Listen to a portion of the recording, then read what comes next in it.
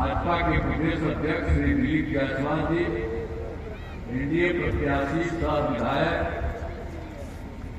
जो बैकुंठपुर विधानसभा क्षेत्र श्री मिथिलेश तिवारी जी, माननीय विधायक बरौली श्री राम प्रवेश राय जी, माननीय विधान पार्षद श्री गप्पू साहिब जी, जनाब मोहम्मद नियातुल्लाह जी, पूर्व विधायक बरौली जी, श्री संतोष कुशवाहा जी, जिला पदाधिकारी जदयू गोपालगंज,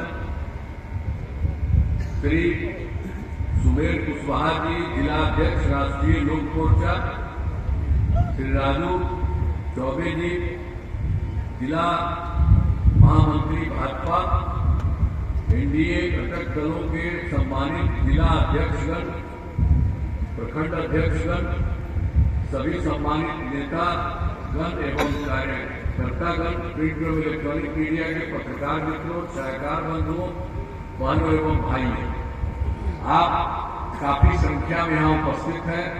मैं आप सबका नमन करता हूँ, अभिनंदन करता हूँ। अब जो है आप जानते हैं कि हम सब लोगों को 24 नवंबर 2005 को मौका मिला और हमारी सरकार बनी और तब से राज्य में कानून का राज है और लगातार 20 वर्षों से विकास के काम में लगे हुए हैं। लेकिन हम लोगों के पहले जो सरकार थी, क्या हालत था, पहले क्या स्थिति थी? पहले बहुत बुरा हाल था। लोग शाम के बाद घर से बाहर नहीं निकलते थे, लोग रात में घरे रहता था, कोई नहीं निकलता था। हम लोग भी जब केंद्र में थे तो हम अपने एरिया में कहीं जाते थे तो अंदर बंद रहता था, तो उन लोगों के घरवा के अंदर जाकर के हम मिलते थे, तो कोई नहीं निकलता था। ये हालत था। तो जो उन लोगों की सरकार थी तो क्या हाल था, कितना बुरा हाल था, और समाज में कितना विवाद होता था, कितना हिंदू मुस्लिम झगड़ा होता था। पढ़ाई का क्या हाल था, बहुत कम बच्चे पढ़ते थे, बहुत कम पढ़ाई होती थी। पहले इलाज का पूरा इंतजाम नहीं था, सड़कें बहुत कम थी और जो थी उनका बुरा हाल था, बिजली बहुत कम जगह थी। ये पहले वाले लोगों का यही हाल, इसलिए याद रखिएगा वो लोग कोई काम नहीं किया। और उसके बाद जब मौका मिला तो हम लोगों ने सब काम यहाँ पर करवाया है और शुरू से ही बिहार के विकास का काम हो रहा है। अब किसी प्रकार के डर एवं भय का वातावरण नहीं है। राज्य में प्रेम, भाईचारा, शांति का माहौल है। पहले कितना हिंदू मुस्लिम झगड़ा होता था, पहले तो उन लोगों ने कुछ किया ही नहीं था, झगड़ा होता था। तो वर्ष 2006 से ही कब्रिस्तानों की घेराबंदी हमने शुरू कर दिया। अब बड़े पैमाने पर कब्रिस्तानों की घेराबंदी की जा चुकी है। अब कोई झगड़ा झंझट नहीं होता है। और उसके बाद पुराने हिंदू मंदिरों की भी जो घेराबंदी हम देखे, अब उसमें भी कोई काम में गड़बड़ करता था। तो 2016 में 60 वर्ष से पुराने हिंदू मंदिरों की घेराबंदी की गई, जिसमें चोरी आदि की घटनाएं अब नहीं होती। सर्वप्रथम स्वास्थ्य और स्वास्थ्य के क्षेत्र में विशेष ध्यान दिया गया।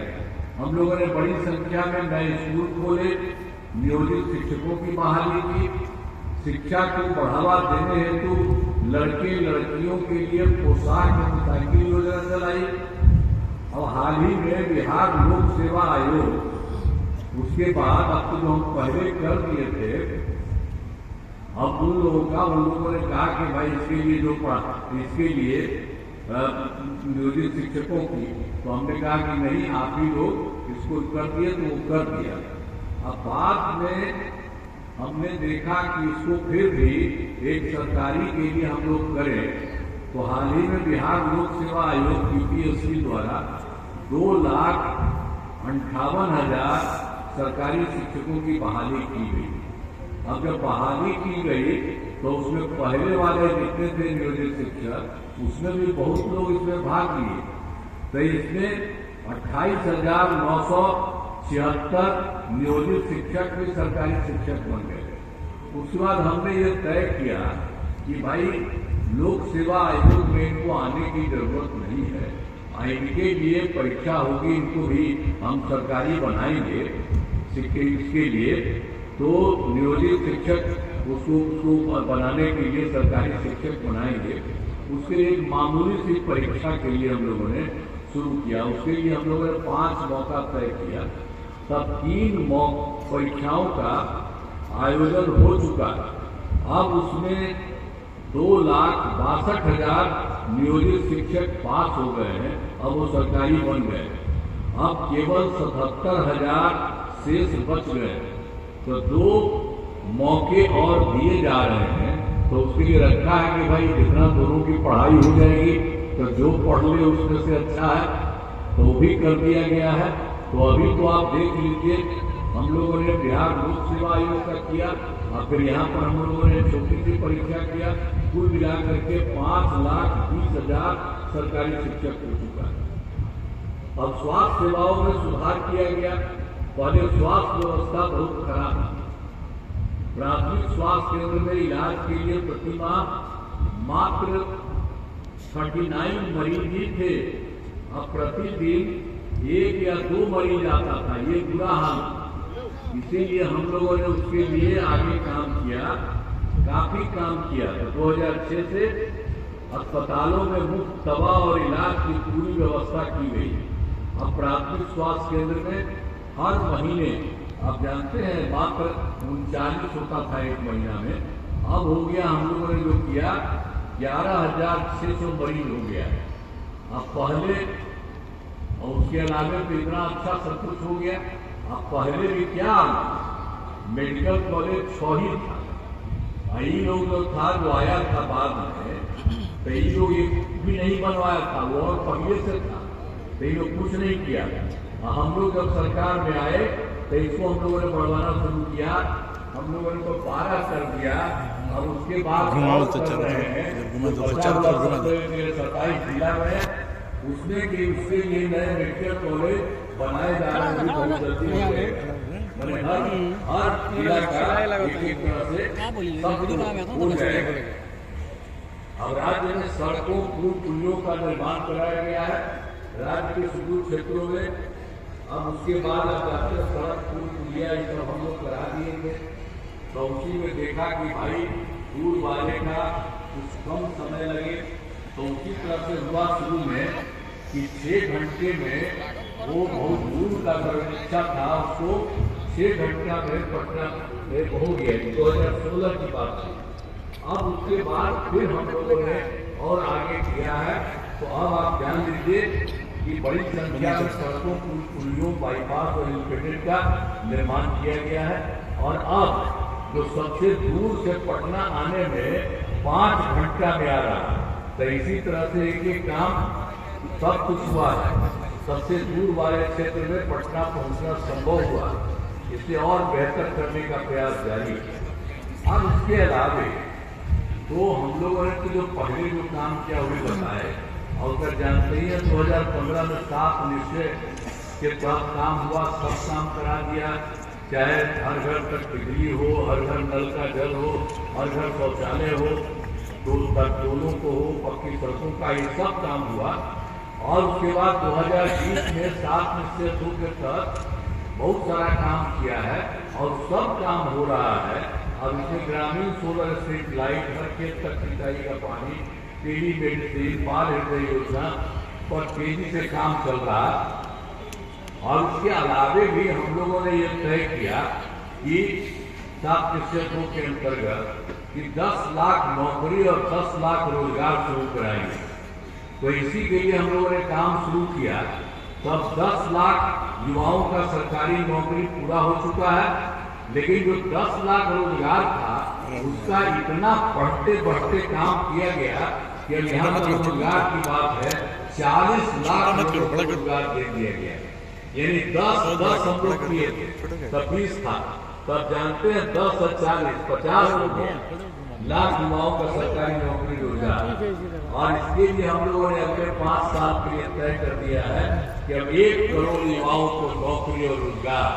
तो अभी तो रोजगार में तो आपको तुमको लाज लग रहा है इसका भी और खूब बढ़ेगा। तो ये सब काम हो रहा है। अब महिला सशक्तिकरण पर जोर दिया गया। आप जानते ही हैं कि सब तो पहले से किए ही थे, और उसी में शुरू में ही जो पंचायती राज संस्थाओं का हम लोगों ने निर्माण किया 2006 में और 2007 में नगर निकायों का, तो हम लोगों ने तय किया था कि 50% इसमें महिलाएं का आरक्षण हो। तो इसी के लिए ये दोनों में काम शुरू करके ये हो गया। और आप जानते हैं आप बढ़ते बढ़ते 4 चुनाव हो चुका है दोनों का। तो आप समझ लीजिए कि 50% आरक्षण में महिलाओं का हो चुका है, मैंने लड़का का लड़की का अब बराबर इस तरह से हो गया। अब उसके अलावा 2013 में पुलिस में हम लोगों ने तय किया था कि पुलिस में भी महिलाओं को हम 35% का आरक्षण करेंगे, तो उसमें कर दिया। अब हो गया 2013 में पुलिस में महिलाओं का 35% आरक्षण। आप जानते हैं अब बिहार में पुलिस में महिलाओं की संख्या जो 35% की है, आज देश के किसी राज्य में नहीं है 35% उसमें, ये बिहार में हो गया। अब उसके अलावा 2016 में महिलाओं को सरकारी नौकरियों में 25% आरक्षण दिया गया। पहले बिहार में स्वयं सहायता समूह की संख्या, उसके लिए भी तो हम पहले आपको बता दिए पंचायती राज संस्था और नगर निकाय में। तो इसमें क्या था, स्वयं सहायता समूह की भी संख्या वो तो पूरे देश का था। तो हम लोग को केंद्र में थे तो कहीं कहीं जाते थे, देखते थे बाहर में काफी अच्छा स्वयं सहायता समूह। और जब हम पटना में आए तो हम कुछ देखने के लिए गए तो देखा कि भाई यहाँ तो बहुत कम है। तो हम लोगों ने वर्ष 2006 में विश्व बैंक से कर्ज लेकर और राज्य में स्वयं सहायता समूह का गठन किया, और उसी में हमने जीविका नाम दे दिया। आज जीविका दीदियां उनको हम कहते हैं। तो ये सब काम उनका हो गया। अब जीविका दीदियों की संख्या 1,40,00,000। अब जानते हैं जब हम कर रहे थे तो केंद्र लोकसभा में जो सरकार की कांग्रेस बना, वो भी आया कहा कि आपका तो अच्छा बन गया। फिर पूछा हमसे तो हमने कहा कि हमको जो लड़कियां रहती हैं उसमें स्वयं सहायता समूह में, उसका नाम हमने दिया है जीविका। आज जीविका दीदियां कहते हैं। तो उन लोग को ठीक लगा तो उसी समय से आई, तो स्वयं सहायता समूह तो पूरे देश का था, तो वहां हमने जीविका कर दिया। तो उन लोग पूरे देश के लिए आज जीविका भी कर दिया। तो हम लोग तो जो भी काम किए हैं अब हम लोगों का तो आपको बता दिए हैं कि जीविका दीदियों की संख्या 1,40,00,000। और फिर अभी हम 2024 में जो देखिए स्वयं सहायता समूह का शहरी क्षेत्रों में तो कुछ नहीं था, तो हमने शहरी क्षेत्रों में भी स्वयं सहायता समूह का शुरू करा दिया। अब आप जानते हैं कि उसमें स्वयं सहायता समूह और उसी में शहरी क्षेत्रों में वो तो आजीविका दीदियों का ये सब कुछ कर दिया। तो उसमें अभी जो शुरू किया है तो उनको 3,85,000 85,000 जीविका दीदियां होंगी।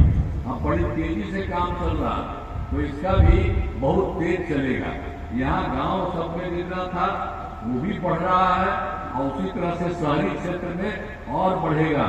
और उनके लिए हम लोग को स्वयं सहायता समूह आजीविका दीदियों के लिए और ज्यादा मदद करने के लिए और उनको जितना ज्यादा जो भी फायदा दिया जाए, ये सब हम लोग काम करते हैं। अब कितना बढ़िया हो गई है, आप देखते हैं कहीं भी जाइए जीविका दीदियों को कितना अच्छा है, सब कुछ में जितना हो रही है तो सारा सब कुछ करा दिया हम लोगों ने।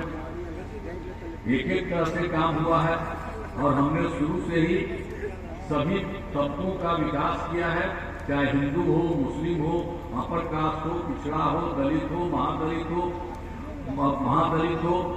और सब हो, सबके लिए काम किया गया। और मुस्लिम समुदाय के लिए भी हमने काफी काम किया है। मदरसों को सरकारी मान्यता दी गई है और उनके शिक्षकों को सरकारी शिक्षकों के बराबर वेतन दिया जा रहा है। अब हाल में हमने कुछ नए कदम उठाए हैं जिससे सभी को काफी फायदा होगा। सभी पंचायतों में विवाह भवन का निर्माण शुरू हुआ, जिस पर 4,000 करोड़ रुपए खर्च होंगे। अब सभी वृद्धजनों, दिव्यांगजनों और विधवा महिलाओं को मिलने वाली पेंशन की राशि थी 400, अब उसको बढ़ा करके हम लोगों ने 1,111 कर दिया है। इससे बड़ी संख्या में लोगों को फायदा